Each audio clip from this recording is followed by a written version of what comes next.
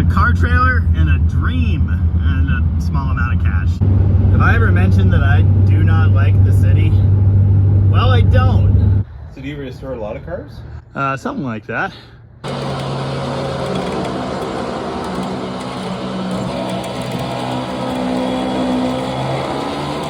We're gonna need a bigger boat. Yeah, it kind of looks like a car now. The hood might even stay down. All right, now there's a 63 Dart convertible on the trailer. Lunch. Gigantic jigsaw puzzle car. Yep. A typical Dead Dodge Garage project, basically. Now I gotta tow it out of this suburban nightmare, hit the highway for like 2 hours and 40 minutes thanks to traffic all the way back home, and then we'll see what we've got. Oh, my favorite. Ladder exploding. Good news, we made it. Bad news, everything's soaking wet. I'm Jamie, this is Dead Dodge Garage, and this is most of a 1963 Dodge Dart convertible. Some assembly required. Let's see about getting it off the trailer and like into the shop or something. Of course, as with literally everything else I do, this will be much easier said than done. There's kind of a mud hole in the way. Oh, come on.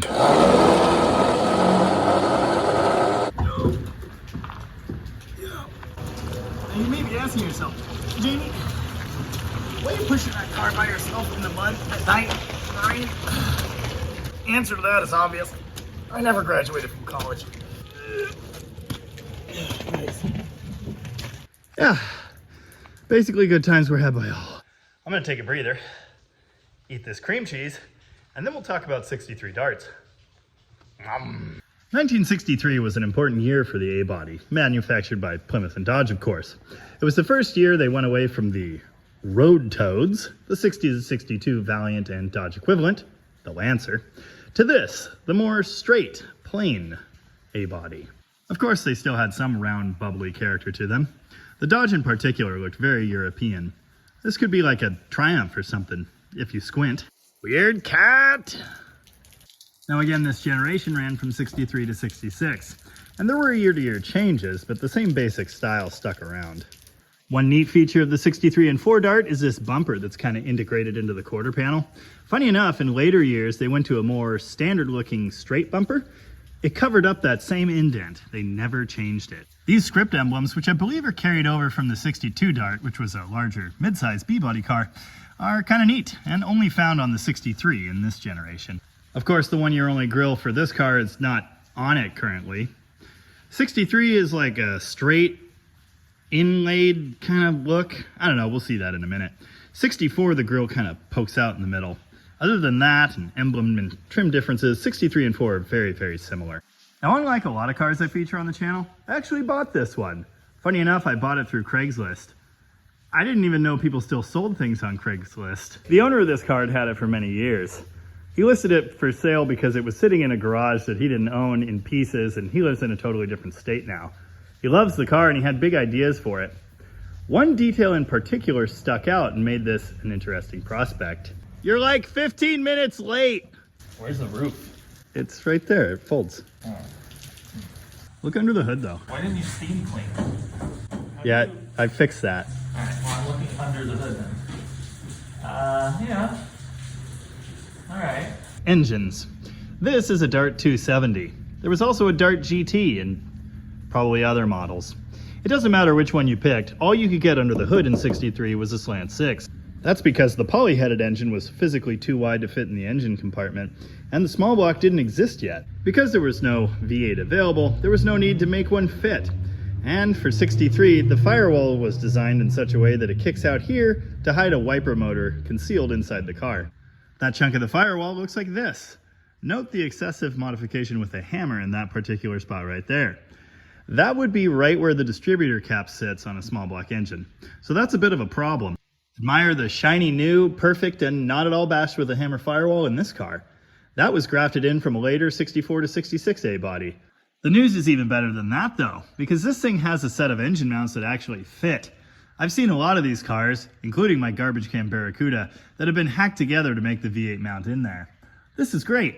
It also has the V8 car specific drag link for the steering that dips down under the oil pan.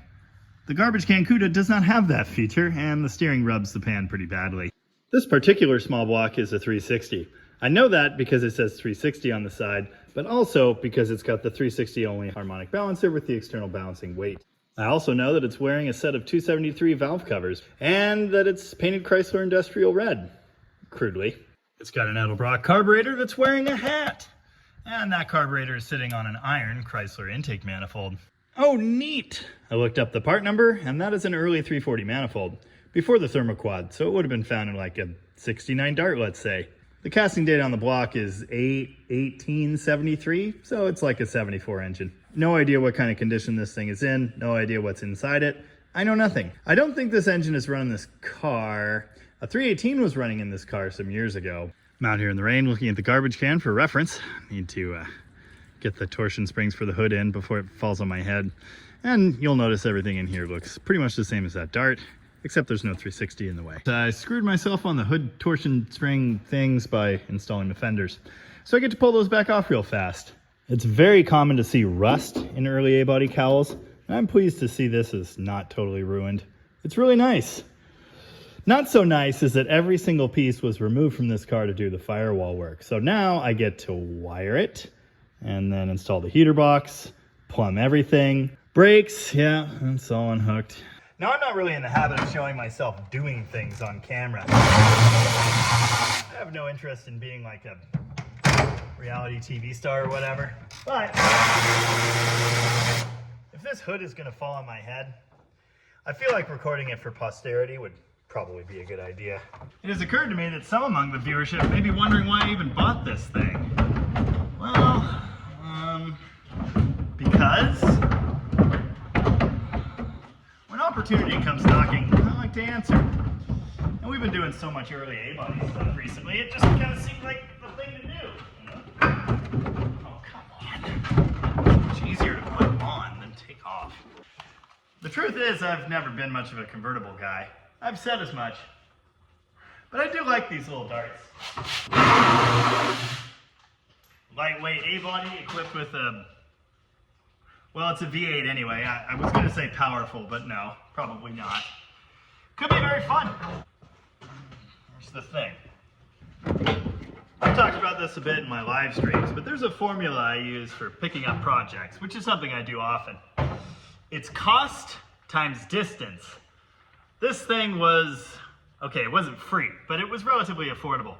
It was about 2 hours away, one direction, in a city, which I hate, but you know, that sounds like a pretty good deal to me. It's been years since I've had to put these things back in, and I don't remember how. Easy. One is in, but it's not enough to hold it. I've decided if I'm going to take a spring to the face, I should probably record that for posterity too. Come on. Oh, I need more hands for this. This is not good. Oh, I'm sure this is the factory recommended technique. I could get smarter, but I don't feel like it. Nope. Oh, it moved. Oh, almost. Oh, man. This is so dumb. Oh, why don't you just read the factory service manual? I got the other one fine. Maybe a foot. Ow! Oh, that's very stabby. Don't do this way. This is dumb. Whew. Okay. And we're home.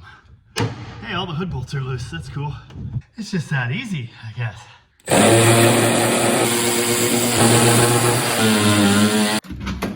Oh yeah. Basically like it never happened. I'm knocking 20 years of garage dust off the engine compartment paint, which is fresh, and man, it looks really good. I wish they'd painted these, but it is what it is. Definitely needs a grill blackout. When the grill's installed, you should not be able to see any body color through it. Yeah, I said 20 years. The tabs expired in 2003. Oh wow, Mariner's plate. Never seen one of those before. I can't get the trunk open because there are no keys. I'll probably end up doing that the hard way, as I usually have to, but I'm not really encouraged by all the rust flakes that gathered on the back bumper. I don't have a key for the locking gas cap either, so that's great. I suppose we'd better find out if the engine turns. If it doesn't, well, This is gonna be a real short trip. Oh yeah. Oh, don't hit the paint. What's wrong with you? Like it was parked yesterday, but what was that sound? Oh, it's pushing out on the tape. Well, I'm satisfied with that. That'll be a runner. When I talked to the seller, I heard some words that we often hear in the restoration business that are almost never true. Everything should be there. I'll tell you right now, everything is not here. One thing in particular I was pretty worried about. You see, I only got like 4 really crappy pictures of it there in the garage, and I couldn't tell from those pictures that the exhaust manifolds weren't on the engine. When I got there to pick the car up, it was stacked to where the roof would be with parts. And after digging through that pile, I finally found at the very bottom the all-important early A-body exhaust manifolds. I'll take that back. I'm screwed. That is not an early driver's side A-body manifold. That is a later one, much like this 70s unit I have. That's a 67-9 casting number. Notice the funky shape to dodge the steering. Dodging the steering in an early A-body is a much more complicated proposal. And as you can tell by that exhaust pipe right there, the flange points rearward, not downward. That's gonna put a damper on things. Well, it's already on the lift right in my way, so I guess we gotta see what we can get done anyway. What are the chances of decades old masking tape coming right off? That's right, they're low. I'm missing like oil sending unit, every removable nipple, there's no bypass hose. Well, a little bit of good news. All the glass is still in the car, so I don't have to figure that out. I did get all the special convertible interior pieces too. Seriously, this old masking tape is horrible. Anyway, you can see here where the center firewall section was joined to the rest of the car. You can also see there the added bracket, which is a factory piece, to mount the wiper motor away from the firewall. That's great, except the motor's just hanging in there. The wiring looks horrible, might be junkyard fresh, and the linkage is still original, which means it doesn't seem to reach the new motor. You might recognize this crazy contraption if you've ever owned one of these cheap A-bodies. That is a foot bellows for washer fluid. Did I mention that the entire electrical system is out of the car? Like every bit of wiring except the taillight harness? And there's no dash? Okay, I'm gonna go looking for some good news. Hopefully I find some, but I'm not holding my breath. Well, it's not good news, but it's another interesting early A-body factoid. They're always rusted to crap right here. That's just normal. Yeah, this has already been sculpted out of Bondo once. Well, all right, it didn't take long to find good news. This transmission, which happens to be a 904, is so new, it's still got the tag. More good news. Dual glass packs. And also, the ball and trunnion drive shaft, which is, yeah, in super great shape, is currently uninstalled, but thankfully the hardware is here, so I can fix it. The rear right floor panel's been done before. It's fine, I guess. This section of fuel line's been replaced, and I bet you 20 bucks it's because when they cut the floor panel, they cut the steel line. Not that I've ever done that. I've shown these on video before, but these convertibles all had factory torque boxes. That's to reinforce the unibody. Those were later used on 340 cars, among other things. I can't see in the trunk from the bottom, which is great news and also very surprising. I like these trumpet-looking exhaust tips. Those are kind of cool. I don't really like the 7 1/4 axle. Surprise, surprise, the fuel tank's no good. It's been smashed a couple times, but that's not the worst thing. The worst thing is that it looks like it's been leaking for years. Most of the gas is gone now, but what's left smells terrible. Ah, the floppy roof. Surprise, surprise, it's total garbage. And there's no back window. Ah, I made it worse. Did I mention I'm not a convertible fan? Never have been. I just don't like the look. Anyway, with the top up, I can get at the goodies in the trunk, which is great because I'm going to need a lot of them. For example, the floor shifter setup. Oh yeah, there's a fancy Sony amp in here. That probably won't work anymore. In this bag is all the engine compartment wiring. We definitely need that. In that bag is the original brake master cylinder. It's not looking too hot. All right, getting into hardware here. Like the plugs for the cowl, those are important. I noticed the shocks are like not hooked up, but they are in the car. Here's the shock hardware in a bag, so that's great. Luckily, I kind of know what things look like because none of this is labeled. Oh yeah, apparently we're doing a cable throttle conversion because the firewall's been specifically set up for that. Gonna have to figure kickdown linkage out too. On a car like this with like zero factory equipment, it literally does not matter. But it's here, so I reinstalled the fender tag. Apparently the gauges need some work. Grill! It's just hanging there. I needed a quick win. I still need to do the blackout back there. I guess this is as far as I'm gonna get tonight. Don't do this. Don't buy a car that's a puzzle. And you might be asking yourself, Jamie, why would you buy another white early A-body when you could be spending that time and money on the garbage can CUDA? I don't know, mental illness maybe? So many strange cats. Seriously, how many of you are there? Adventure time. Adventure time?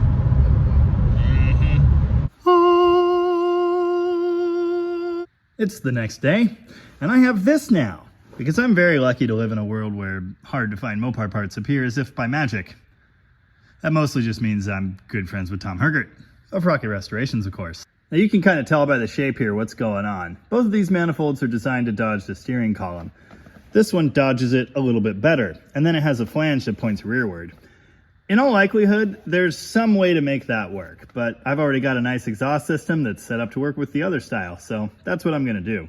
Let's talk exhaust manifold gaskets. In the time of these early V8s and these early V8 manifolds, they looked like this. They're individual 3-piece gaskets. Note the port size there. This is for the 273 and the 318, which has smaller ports. Our engine is a 360. The 360 actually uses a larger exhaust port, as well as a larger intake port. For that, there's a different gasket with a different sized hole. The problem comes in when you try to put this gasket for the 360 over here onto the manifold for the 273. Note the humongous difference in port size. Right here, it is barely touching metal. So they tend to leak from here if you use this 360 gasket. What we're gonna have to do is use the earlier gasket style, which will seal. If you haven't guessed already, there's another problem. Those ports. Look how restrictive these ports are, how small they are compared to the ones on the 360 manifold. It's not great, but there's nothing we can do about it. The good news is the ports on our cylinder heads don't actually fill that entire gasket area, so it's not as bad of a mismatch as you might think, but it's still not exactly perfect. If we were trying to make horsepower here, this would be terrible. But we're not. We're just trying to make a nice daily driver with some torque or whatever. In this application, it's gonna be just fine. Here's a look at the little gasket set up on our 360 port, so you can kind of see the difference. Yeah, there at the floor, it's not great. This is blocking it slightly.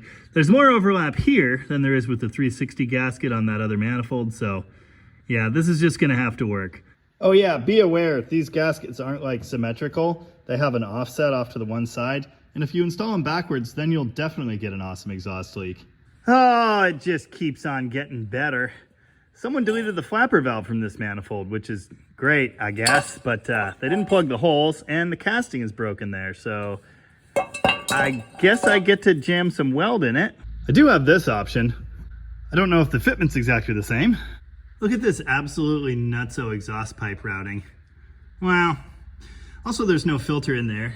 This thing doesn't have a filter adapter on it, so I'm gonna have to run the super short one. Hey look, it has a grill and stuff. I decided to do a whole separate video on that grill blackout on the radiator support, and I put all that together for like an example. That's looking pretty good. I also went around and started installing all the missing hardware for the fenders. I think my next mission is to get the exhaust manifolds in, get oil in this engine, rig up an ignition of some kind, and make sure this thing runs. As long as I can hear it run, I'll be really excited to install all the missing parts around it and make this thing a car again. But of course, to accomplish the front end project, I started digging into boxes of parts, and that kind of ate the whole day. In case you were questioning this thing's basket case credentials, yeah, there are literally parts in a basket. Ooh, points! I might use that. Anyway, we'll rejoin this project at some unknown point in the future. Maybe tomorrow, I don't know. Time to go eat Thai food. Day 3, exhaust manifold time. I scrounged up enough hardware for one manifold. Passenger side, I'm gonna use this one that again has those holes welded up where there's supposed to be a flapper valve. I know I've mentioned this before, but these engine compartments are really cramped. I barely got that in there. It involved a bit of a dance and kind of sliding it in, hooking it on one stud and then barely working it over the other. And now it's attached with bolts. And because I'm a hoarder, it's actually all correct hardware too. Now over here, things are less fortunate because I'm actually missing the outer studs. If you're not hip to this, the end studs on these LA heads go into water, so you really don't want to replace them with bolts. If you do, you have to seal them, and then when those bolts come out, horrible mess happens. I'd like to use some studs. I don't have any, so I may have to find my stud puller and go rob them from some other heads. Driver's side manifolds dropped into place. It involved this move around the column. I found studs, and somehow they're coming out, despite what this engine looks like. Yay! Good news, everyone! I've been reminded at a very inopportune time that there's another fitment issue with the 273 manifold on these later heads. It hits right there by that head bolt. So one part or the other needs to be ground. I'll probably grind the head. I think that would be easiest. Well, it would be easier if this were at all possible. That's awesome. Speaking of important details, it had occurred to me I should check for a balance weight. It has one. It's just 2 extra bolt pads welded on there. You know, this kind of sucks. Yeah, I gotta go even farther on that, and now it hits the area where a smog port would be. Well, it took me 4 or 5 tries, but I finally gave it enough of a haircut that the manifold is actually touching the head now. You want to make sure to do that, even if it was really close, but there was still a gap. You don't want to leave that there. You might not have enough crush on your gasket. I'm happy with this, except for how miserable it was, and all the metal shavings in my teeth. Remember that time I cleaned the engine compartment? Nice. Oh, it just keeps on getting better. This pipe hits this manifold without the flange actually reaching. It doesn't look like much, but this section of this manifold is up a little bit compared to that one. There might be a slight difference here too. So now I guess I get to weld up the holes in this one and swap those. Hopefully that works. Just never ends, does it?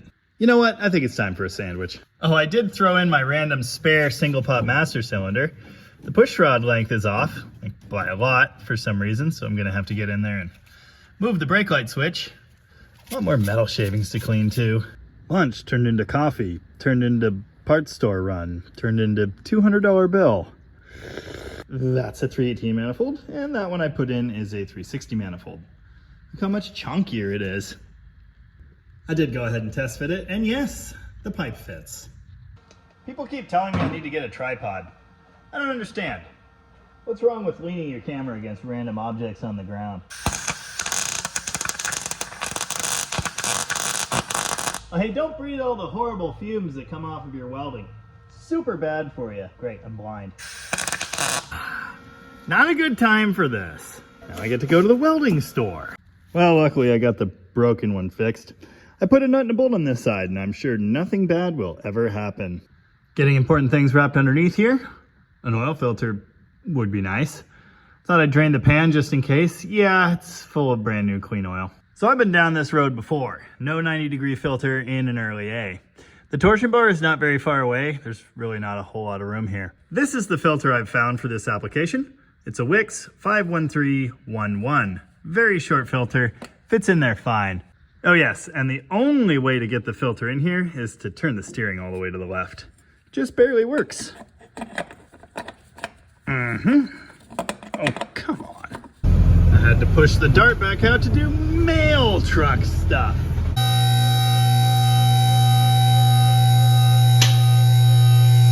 Well, we're here in the driveway now, where it's dark and muddy, but somehow not raining.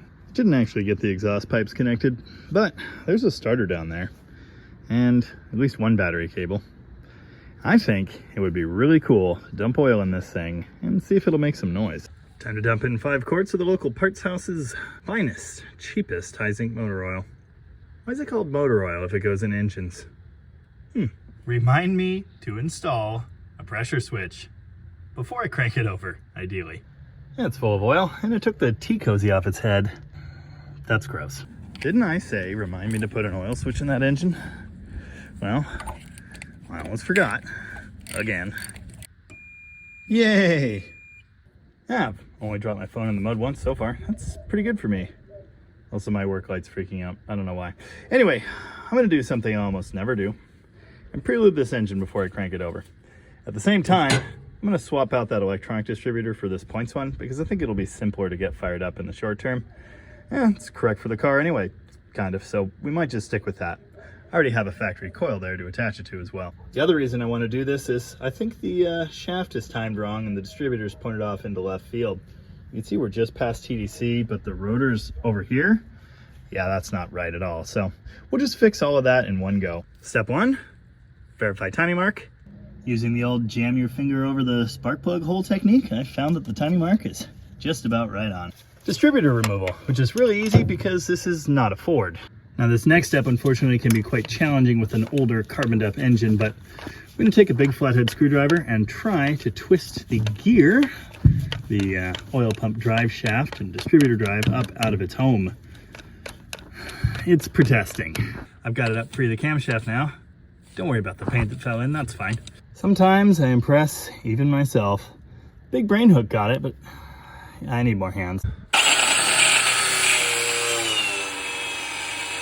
Yep, that's oil pressure, plenty of it. Now I did not rotate the engine as I was doing that, so that won't have sent a bunch of oil up to the top end, but I think it's gonna be okay. Now, time to reinstall the shaft and line it up again. Restabbed.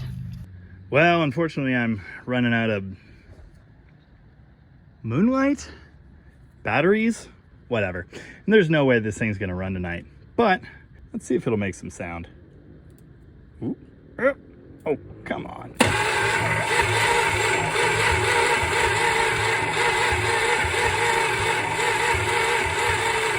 That's something, I guess. 9 volts cranking isn't quite enough. There we go. I found a battery. It's good-ish. And the perfect ground cable, because of course this is a Chrysler product. There we go. Ooh. Yeah. Perfect ground cable. Hey, it's not running yet, but it did make smoke, so I'm gonna call that a rousing success.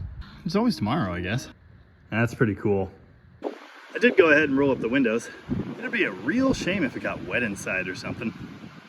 Today is tomorrow. In fact, it's like 5 tomorrows since this started, but that's just kind of the way it goes. It's raining. Can you even believe it? I decided to check the firing order. Glad I did, because it's very wrong. It's always surprising when people don't know 1, 8, 4, 3, 6, 5, 7, 2. Ignition system, rigged. No ballast resistor currently. It's not gonna run for long. Should be fine. All right, big money. Or medium money? I don't know. Some kind of money anyway. What's the worst that could happen?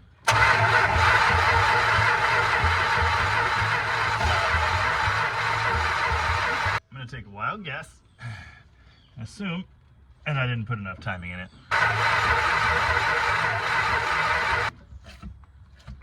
Okay. The coil is good. It's doing zaps. Nice.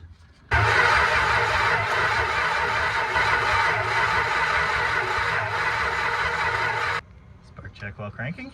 Oh yeah. Tons. I can do that. Okay, sure. Bridge those two. All right, Right in the there. middle.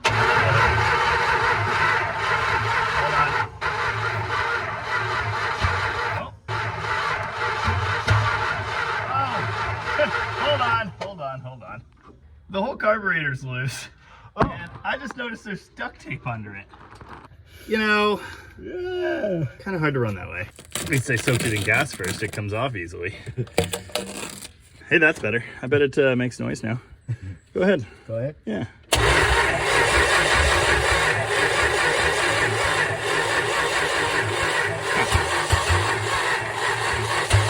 Hold on. Go.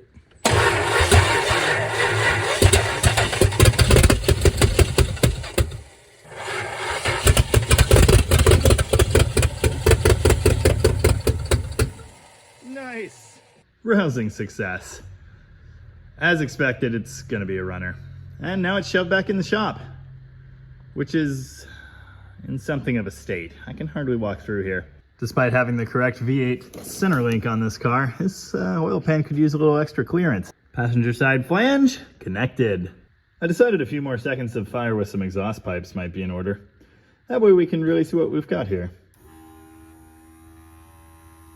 Sometime today.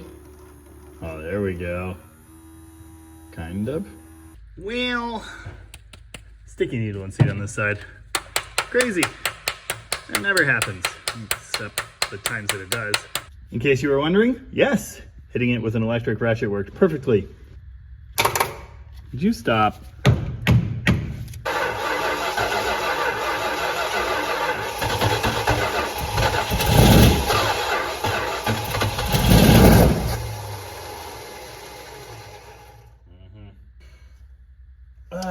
Nice.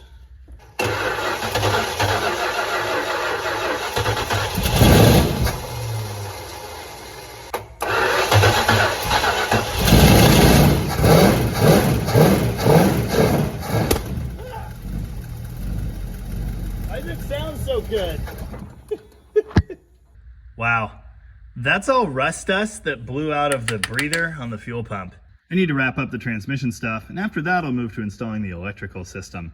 That means at some point soon an ignition switch that works is going to be important. Unfortunately, the keys are allegedly missing, but luckily I am a hoarder. I got the trunk open. Not because the key fit, in fact this should be a round style key, but because everything is falling apart. As I suspected, the news in here is not amazing. Oh, apparently the dash pad isn't bolted down, which is really entertaining because it made it all the way here without ever budging. Dash frame kind of looks better without it in these cars, and they're always split like that, but there are some holes. Dang it, doesn't match the doors. Too easy.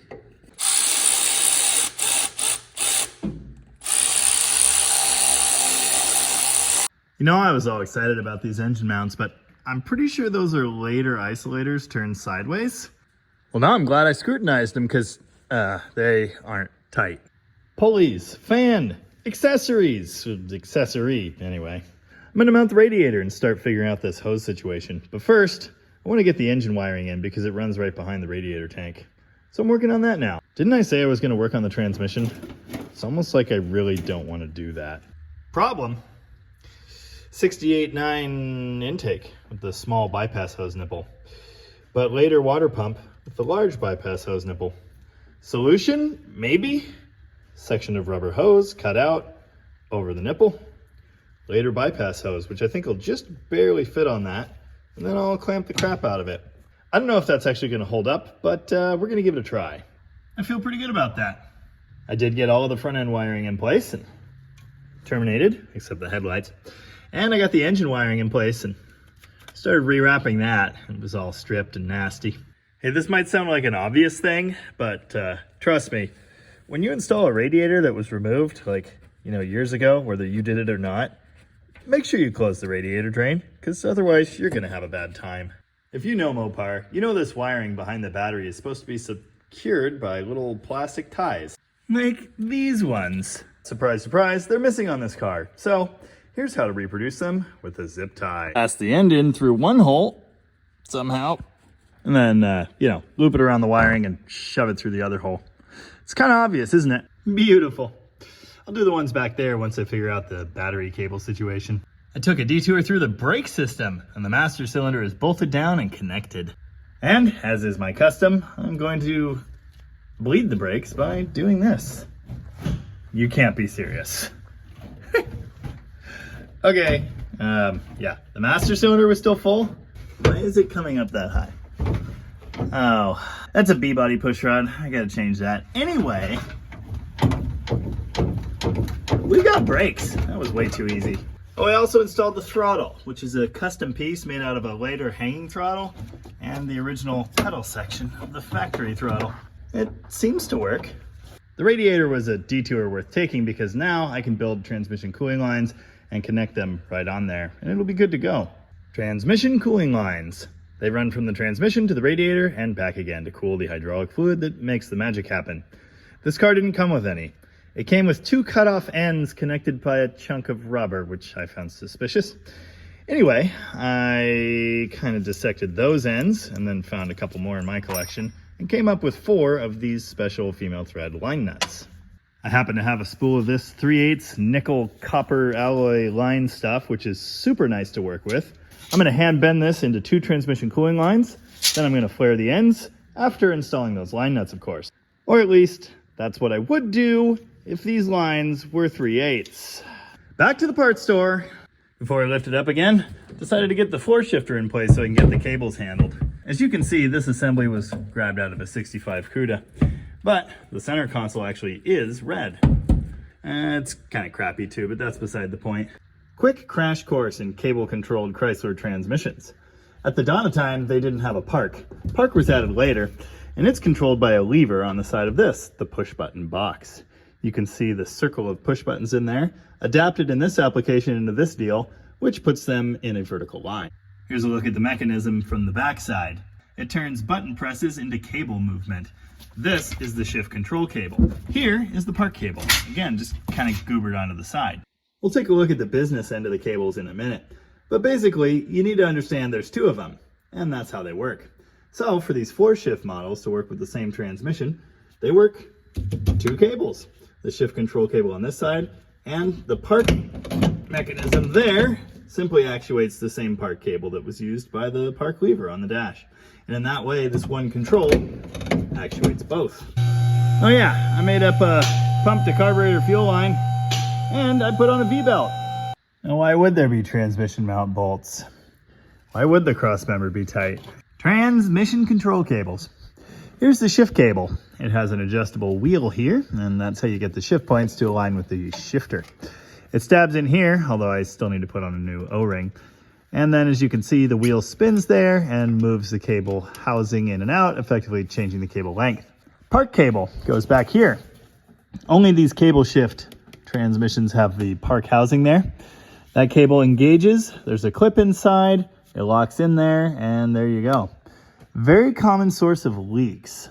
Also, really annoying to remove the cable after you put it in, so make sure you're really ready. If you do need to remove the cable, you take this plug out and you reach in there and hit a clip. It's a real pain. Also, this pinch bolt's gotta be loose. There's a cooler line fitting. That would be the out to the radiator or cooler. And there's the return. Yeah, looks like a transmission cooling line to me. Just had to slide that old nut on there and do a flare in that order. Now I just have to somehow wedge it up above the K-frame and find somewhere to secure it. Also, I've actually never made these before. It's kind of fun. Well, it took hours and they're pretty ugly, but they are cooling lines, so that's cool. And the steering doesn't even hit them. I need to make like a clip or something here like the factory used. Maybe tweak the bends a little bit more, but they're gonna work. Of course, now it's super late and I'm out of time for the rest of the work down here. So we'll pick this up tomorrow. What a beautiful day to finish and test drive a convertible. When I say finish, of course, I think you know what I mean. Finish to my satisfaction and or get bored. Oh yeah, the wrist brace is back because despite my best efforts, I continue to be dumb. While the car's on the ground, I'm gonna go ahead and install the main dash harness. This is where all the magic happens. Here's the fuse panel for distribution. Here's the main firewall connector. That's where all the important engine and lighting connections are made. These are the connections for the brake light switch, pink and white. They're pretty much always pink and white. These yellow wires are for the door jamb switch. Same thing there, pretty much always yellow. This is a convenience light, which is kind of cool. That's not normally found on these cars. This is your gauge connector. This is wiper switch. This is cigar lighter. These are the amp gauge wires. They're pretty much always thick red and black, just like that. Dimmer switch here, and attached to the dimmer switch are going to be the connectors for the rear lighting. It's easy to just kind of eyeball these important landmarks. You could figure out where everything goes. Here's a problem though. I can't just pop the firewall connector in because the opening is apparently shorter on this later firewall patch than it would have been on a 63. These firewall connectors are a little different. In fact, I've never dealt with one of these. They have the nice pass-through wires there instead of just spades for the main charge and battery wires, which is great. Those melt often in later cars. Now I'm gonna have to make that square taller, and I'm not looking forward to it. Oh yeah, quick side note. I did have to change the throttle adapter. Now I've talked about this in other videos, but With these Edelbrocks, you really need that Chrysler adapter on there so everything will line up. And even then, you may have to modify your kickdown linkage. This is the adapter that was on it. I don't know what that's for. Ford or something. Anyway, it all works now. I decided I'd be fancy and install the firewall insulation. Unfortunately, that firewall nail hole is welded shut. And the other one just doesn't exist. I've replaced the O-ring on the park cable, and then I installed it. All you have to do is slide it in there till it stops, basically. You want to make sure it's actually engaged in that clip in there. And of course, you'll want to check and make sure it's engaged correctly by going in and out of park a few times. This retaining fastener for the park cable is very special. It has this round head that fits inside that opening, and it has a cutout section. As you tighten it down, it acts like a jam nut. The cutout section moves over and it wedges itself against the cable. It's tightened down with this 7/16 nut. You want to make sure the park cable is clipped to the floor next to the speedometer cable, which I've also installed. Next, of course, the shift cable, which I still need to replace the O-ring on. You'll notice I put some heat wrap on it. That's because there's a melty spot where it passes way too close to this exhaust pipe. There's a sheath that sits in this opening you need to get the cable started in. Shift cable adjustment. What we're going to do next is put the shifter in neutral. Then we're going to remove the neutral safety switch, which in this case used a 1-inch socket. You may know this is the later 3-pin neutral safety switch, which allows for a reverse light circuit. This is the correct style switch for this car. Unfortunately, this one's broken, so I can't use that. The center pin of this does the same exact thing the 1 pin on that uses, so I'm probably going to find a later harness to butcher, and we'll make this one work. I've got the shifter in neutral, and I've made the necessary adjustments. That involves tightening it and loosening it and getting it just so. Just so lines up that little dingus you can see right in the middle of this hole. And I know it looks like it isn't from this angle, but it is, I think. That little dingus actuates the neutral safety switch. That's what allows the starter to run, and it will only do that in neutral or park. Now there's actually a way to do this without removing the neutral safety switch. Grab your multimeter, put it on beat mode, and with the shifter in neutral, connect your ground to ground and your positive right here. The only path to ground inside that switch for that center pin is through that rooster comb assembly in there. So if in neutral you've got a ground, you're good to go. As you're making your shifter cable adjustments, ensure that this plate is sunken down against the case at all times. In fact, it can even be helpful to reinstall that holding bolt, which I've now permanently affixed. Drive shaft connected. Wiring for neutral safety done. Cooling lines, shift cables, dipstick, speedo. I think it's time to put it on the ground and fill it with juice. Got a lower hose installed. Had to use the same trick I used on the bypass hose because of a size difference. I think it's gonna work, but we'll see. Headlights. There are even wires connected to them. If you know anything about these early darts, you know that these pie tins around the headlights are always smashed. At least this one's got its dent pointing inward, so it kind of looks decent until it gets smashed the next time. Man, this looks cool. Is it just me, or does that kind of look like a turbine car? Looks pretty good without the front bumper, as these early darts usually do, so I might have to leave that off. You ever get the feeling you're forgetting something important? I get that feeling a lot, and it's usually for a good reason. Did you know that some people don't appreciate my commentary? It's like they don't know there's a button on their screen to make the video stop. They think they're forced to watch the whole entire thing. I feel bad for them. 6 quarts in the transmission now, so in theory, the pan should be over full. And if it were gonna leak, it should be doing that. I'm gonna stop at 8. We'll see what that does. Fire it up, run it in gear a couple times, and then check it with the dipstick, which I've just remembered I need to fix.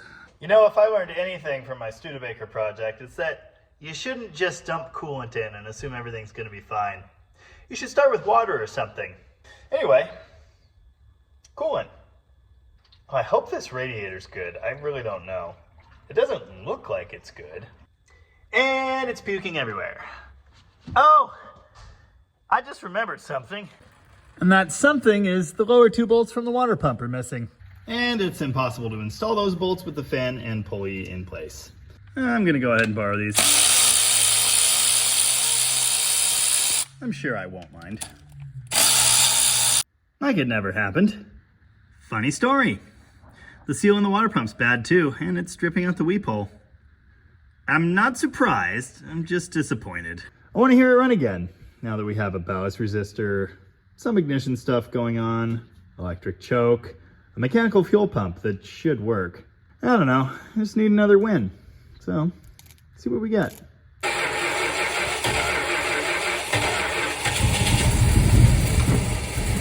Yes. Yeah, kinda.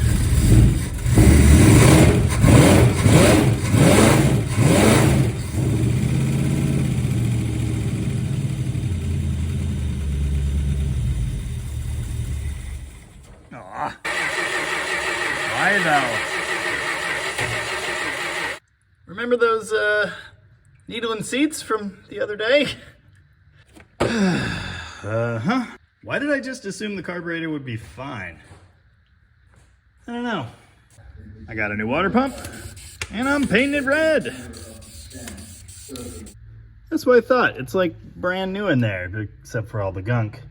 Well, it's not float adjustment, and they're not full of fuel, so I guess I'm just gonna swap out the needles and seats.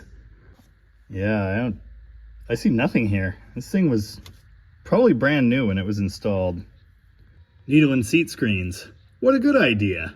And finally, we're back where we were 4 hours ago. Filling the cooling system, and then firing it up again. After my brother's recent Fury engine swap video, we got some comments about burping the cooling system. One commenter said, just drill a hole in the thermostat, like every single thermostat forever, and you won't have to worry about it. Yeah, but then I have to take every thermostat ever out. I don't want to do that. So here's what I do. I just leave a heater hose off, or a plug, or something like that at the top of the cooling system. I fill it until coolant is coming out of there, and then I cork it. I think we're there. Oh. Maybe the heater core's just clogged. Well, we're just about out of time. Day 5 or whatever this is. Stop it. Let's see if it'll run, if it'll stop flooding, and if we have a transmission.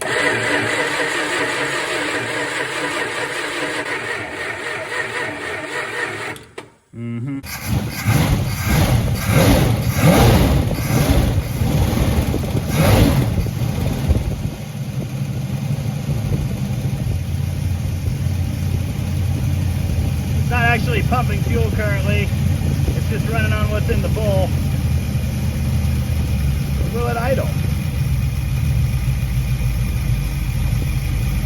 Yes, it will.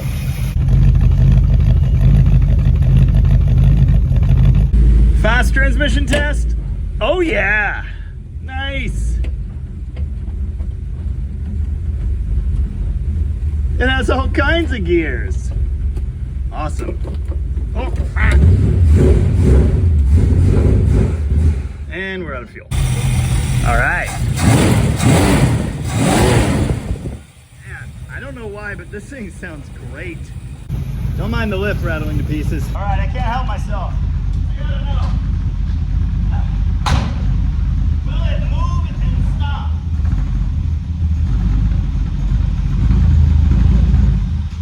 Yes, it will. Oh, the brakes are perfect. I need a driver's seat. And some headlights would be nice.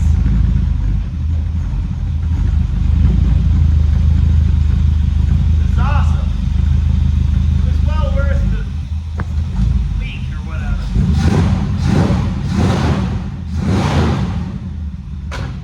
All right, next question.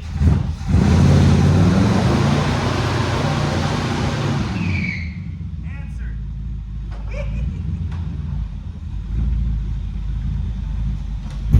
Yeah, I modified the concrete a little bit. Worth it though.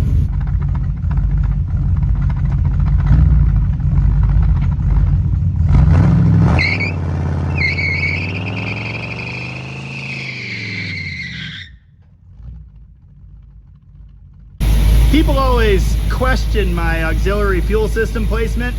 I want you to know that this thing has been running for like 6 minutes now. Somehow it's not out of fuel, which is amazing. But the bottom of that can is not even warm. Just saying. Man, I'm excited right now. This is great. Oh, and the water's almost ready for tea. Oh, cool. The heater core's bad. I am shocked. Shocked and appalled. You just had to try and have a heater, didn't you? I swear I'm capable of learning from past mistakes, but I'm not doing such a good job today, am I? The thermostat opened and the smashed radiator hasn't exploded yet, so I'm calling that a win. What a great day. Good news on the heater thing. I've got a Barracuda, and it doesn't need a heater because race car. I was already gonna steal the trim ring with the rubber seal there, so yeah, I guess we'll do that. It's 8 o'clock on Wednesday, so I'm gonna call it. Fantastic progress. The car moves. It does car stuff. Well, it's a new day. Not that you could tell, it looks the same in here. Still a horrible mess. Still a pool of antifreeze in the car. Still no electrical system. These are things I'd like to fix today. This actually looks like convertible weather if ever there was some here in the Northwest. I really need to get this driving. Here's the donor fuel tank. This is out of a 65 Barracuda. I really hope it fits. I actually spun the left one a little bit. Anyway, in typical dead Dodge form, I need to move this thing to do actual work. Hopefully that doesn't burn up all this nice sunshine. But will it cold start? I don't know. Probably not. I stand corrected.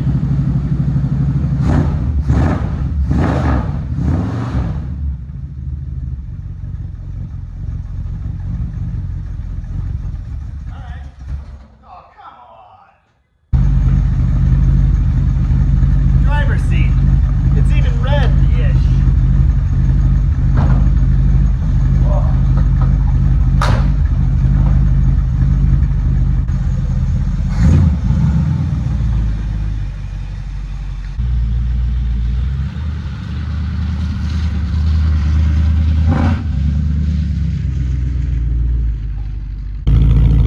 Yeah, this is awesome. Needs a bath really badly. So does everything else around here. White early A-bodies. I'm a fan. Oh, we need to start on this one. Someday soon. Dang it, I was gonna grab a factory air cleaner from Rocket, but I forgot. All right, the seating position leaves something to be desired, but it's not too bad. I'm so surprised by the brakes. I almost can't believe it. I can't go fast or the hood will go flying open, but Jesus. Yeah, they work. Wow. Okay. Remind me to put a timing light on this thing. The heater core leak is not getting better. 20 years in pieces, 1 week with me. There you go. Oh, there's a swimming pool in there. Oh. Okay, this is bad. Limping back to the North Pole. I don't think the tires are round. Small details. In case you're wondering, yes, I went looking for a key that's not there. One way or another, sunshine or pouring rain, heater core or no heater core, I'd really like to take this for a real test drive today. I really think that could happen. But first, friggin' mail trucks. Ugh, what a horrible mess. Blue skies and sunshine or whatever. Still haven't done convertible stuff.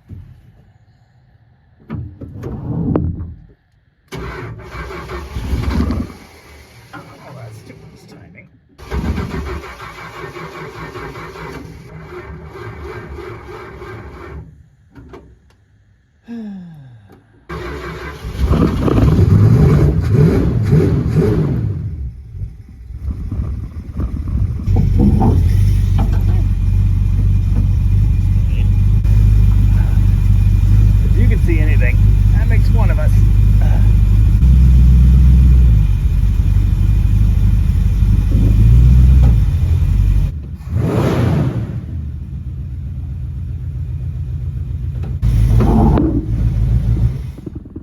Why did I bolt the battery down? It's like super dead now. Remind me to fix the charging system. And the rest of the electrical system. Oh, come on. Whee! Oh, these suck. But it's better than the plastic one.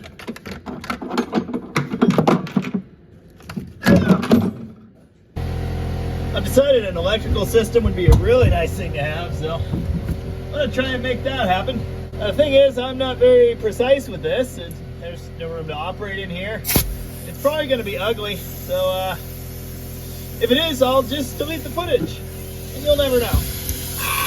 And then I'll just show it from now on, very far away. Sure.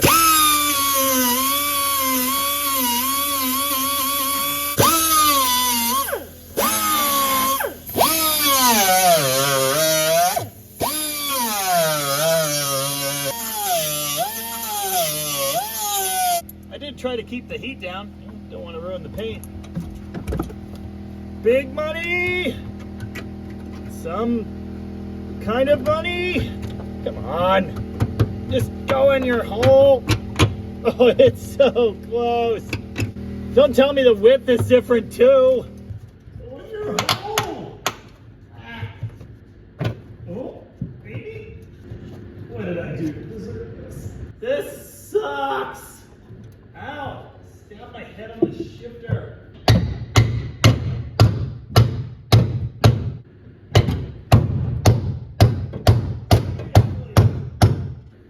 This is the way. This is really dumb. How do you like the first-person shooter cam? Maybe. Hey! Fix is fixed. I don't know about you, but I love that they knew these main power connections needed to be high quality, solid, metal through the firewall, you know, in 1963, but then they forgot. Wired. Now, I still need to mount these components, the ballast resistor, like here, somewhere, and then this horn relay, somewhere. No idea where. It's one of the biggest annoyances with this thing, other than the wiring not fitting. They welded up all the holes. I needed those holes. With that done, like I was explaining like a week ago, the harness here just kind of lays where it lays. Runs alongside the pedal box right there and clamps in. The fuse box mounts right there in its happy home with a big screw hole. And that stuff goes over there towards the antifreeze lake. Here's the round dash connector. Here's the ignition switch connector. And here are the main power feed wires, the red and black. Those all go to the cluster. The cluster's here, but I can't get it in without dropping the column. I'm pretty confident if I could connect up the cluster and ignition switch right now, we'd have an engine that runs off the key. Yeah, it's kind of late though. Hey, I did get some shiny silver paint on the delete plate for the push buttons. It's not gonna match, but it looks better than it did. It's Saturday, and it's actually kind of decent out. Let's make gauges happen. And those big red and black wires on the back of the amp gauge, those are labeled. Make sure you put the red one on the spot that says red. Otherwise, your ammeter will read backwards. Components are mounted. Batteries connected. Nothing's on fire yet. But almost better than that is this. Gauges are in. Switches. They do things! We've got headlights. And we've got two taillights. Which is good, because it's getting dark. The dash light section of the switch is definitely bad, but I got it to work. Now for the important question. Well, that looks promising. Ha ha ha ha ha. Yeah, it's pretty much a car. Oh, I gotta fix that. This is terrible. Charging system works. Nice. Oh, no light in that gauge though. I don't know why the oil light is just stuck on. There's definitely oil pressure. Yeah, it figures. Brand new sending unit's bad. Oh, so the can's empty, but that's fine. I guess that brings me to the next major hurdle here. Fuel system. There is the whole heater core thing, but I've fixed that with a couple pairs of pliers for now. I need to get this stupid locking cap off for one thing so I can pull the filler neck. I've had really good luck with like any fuel cap key opening these, but that's not working in this case. And take that back. The spare key for my hitch lock did it somehow. Holy undercoating. Somewhere in that mess is a clamp I need to remove. And the metal ground strap for the fuel setting unit. And the wire. Sure hope I don't need this. Oh, I'm having flashbacks to the last A-body gas tank I did. It was at this point that things went off the rails and somebody lost their temper. That filler neck won't go in that grommet, and I'm about to set it on fire. I need someone to explain to me how something like the edge of that gas tank can slice my finger open through a glove without cutting the glove. Seriously, fire. It's on there all the way now, and all it took was 2 ratchet straps, 2 pry bars, 2 hammers, a chunk of 2x4, some blood, half a can of WD-40, and a lot of swearing and hate. Everything's fine. Pet the puppy. That's better.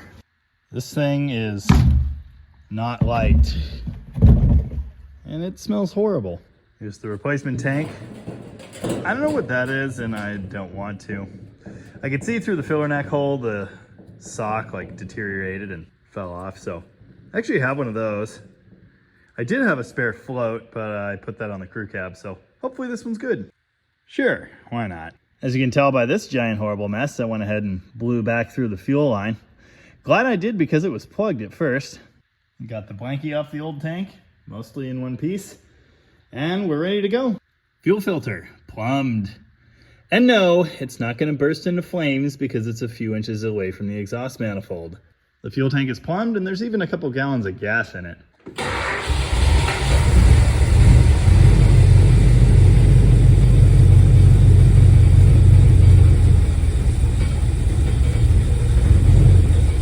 Come on, pull fuel!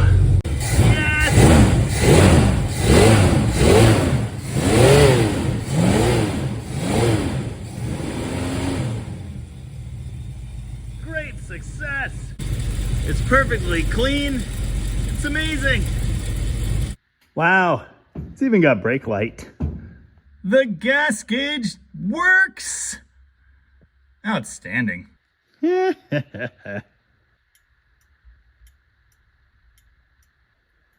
don't know what to say.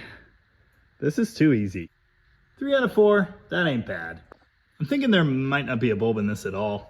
Did I mention that I also fixed the brake pedal? I don't know if I mentioned that. I fixed the brake pedal. Right now, there's one thing standing between me and a proper test drive. A driver's seat. It's a little rough, but it's gonna have to do. I've never bolted down a seat on a lift before. It's too easy, I think. Unfortunately, I can only find one nut. I got smart and aired up the tires, which means there's only one thing left to do. Find out how far 2.5 gallons will get me. For your entertainment, of course. What's the worst that could happen? Oh, adjust my mirrors. You're not gonna be able to see anything. Neither am I.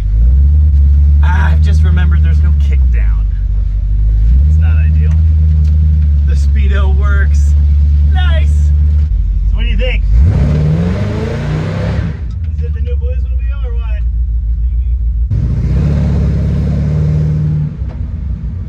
Well, it's something. The last roofless car I had was a Cobra. This is not like that. I totally eyeballed the headlight adjustment and it's terrible.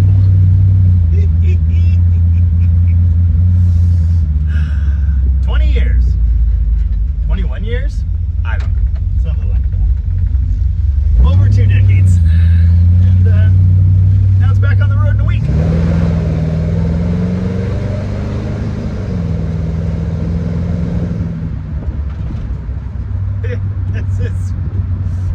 It's pretty fun. The exhaust sound, very pleasant. It just has this great burble.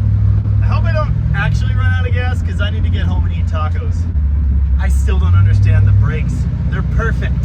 They bled themselves. Funeral home's an appropriate test drive spot, right? There you go. It's a Dart with a V8 and it drives. It actually drives really well. The ancient tires on 13-inch Steelies, not ideal. I'm almost completely blind. I did wipe one little chunk of the windshield. That helped. Oh, did I mention it's cold? Yeah, it's cold.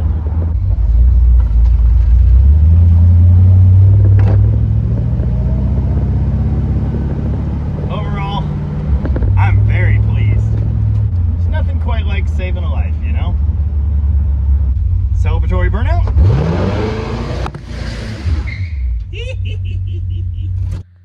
Just a little one, you know, for a treat. Another beautiful day. I wish I had something nice to drive. Oh yeah, I do. A Charger, but I'm not gonna get that out. Let's drive the convertible again. We're gonna need this. Is my gas can leaking? This is a long video. Like, definitely one of my longest. In terms of raw footage, I've got more of this project than my crazy road trip back from Chicago. We suffered through a lot together, and I think we deserve a better, triumphant, successful test drive than the nighttime one we got last night. So let's see if we can have one of those.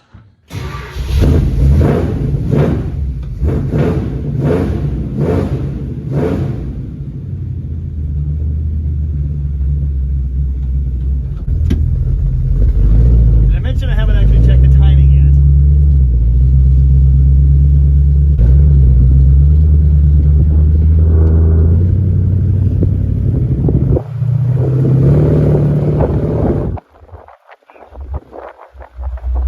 I forgot. I still have to make a kickdown my Gidget. I really don't want to drive your Chrysler automatic without one.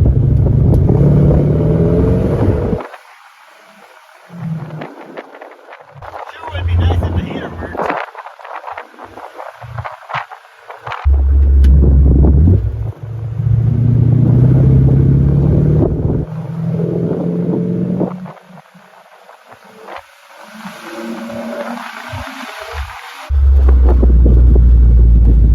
I don't understand why it drives so nice. It really does, though.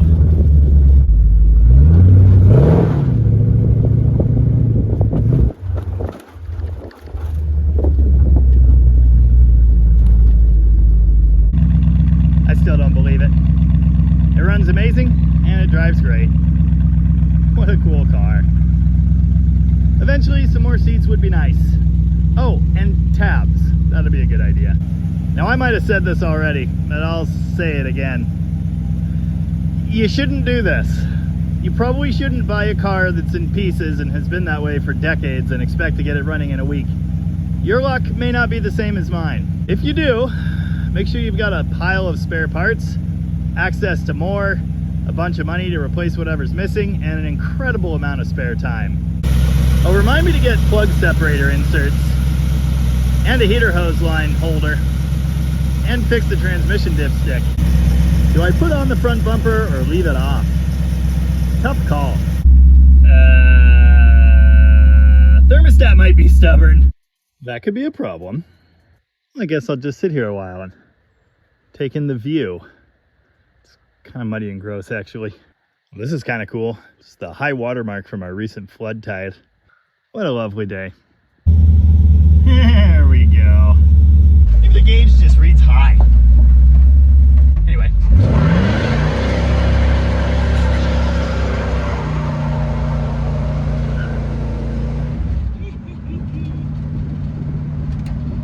You know, I did that same thing with a slant 6 convertible dart right there.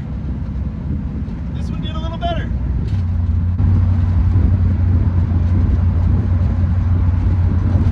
I just can't believe the speedometer reads. It's not dancing around.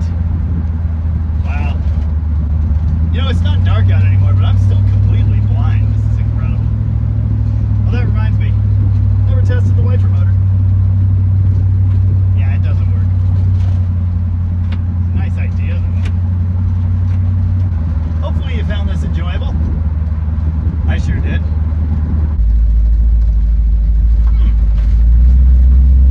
Giant unicycle. Honestly, this went better than I ever could have expected it to. I look forward to working on this car more. Now that it actually drives, I'm kind of motivated to do that. I'd love to drive this thing to work a time or 5. That'd be awesome. And here we are, right back in the mud hole. Great success. Hey, if you actually made it to the end of this humongous video, thank you very much. I appreciate that. And so does the algorithm thing. If you want to see more on this car, let me know in the comments. Or don't, because you're probably going to anyway. And if you think you need to own this thing at some point in the near future, well, let me know. My email address is pretty easy to find, and 4 V8 A-bodies is too many, I'll just say that. And remember, if it ain't broke, fix it until it is broke. So many interesting sounds